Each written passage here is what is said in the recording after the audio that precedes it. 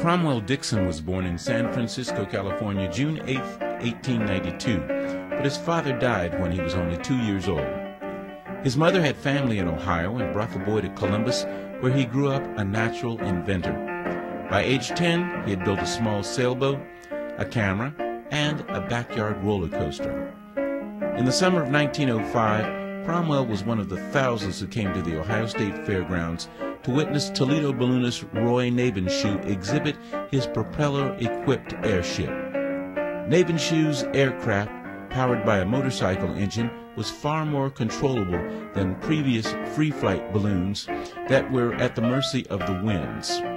He moved his body along the frame suspended below his airship to control the ascent and descent, and at one state fair exhibit in 1907, Nabenshoe flew from the fairgrounds to the Ohio Capitol building, visited with the governor, and then returned to the fairgrounds.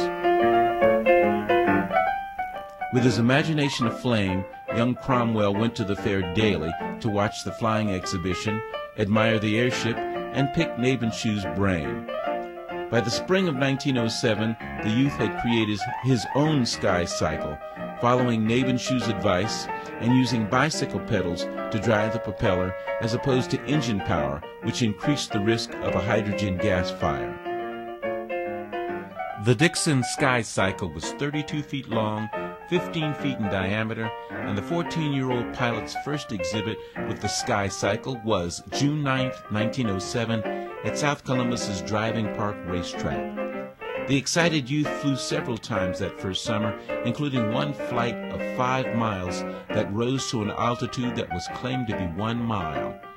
He was honored with a medal which proclaimed him the first and the youngest airship inventor in Columbus.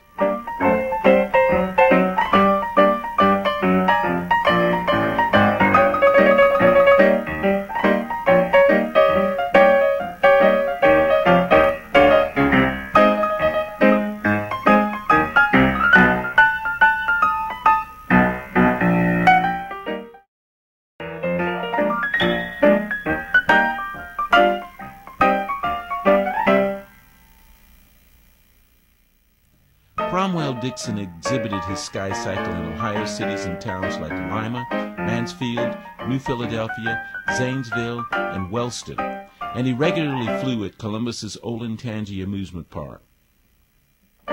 In the late summer of 1911, after seasons of travel to exhibit the sky cycle and compete at air shows throughout the country, Cromwell became a licensed airplane pilot, training in a Glenn Curtiss aircraft. In the next 3 months, he barnstormed Curtiss pushers in the Dakotas, Kansas, Montana, and Washington State. In late September, he flew from Helena to Blossburg, Montana, and back, becoming the first person to fly over the Rocky Mountains and winning a cash prize.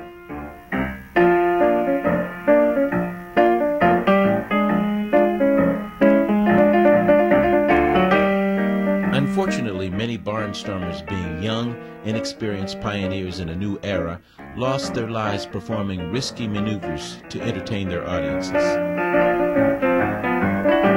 It was October 2nd, 1911, while flying in Spokane, Washington, that Dixon's plane was thrown out of control by a wind gust, and from a low altitude he was thrown into the ground. The 19-year-old pilot was seriously injured in the crash and dead within hours.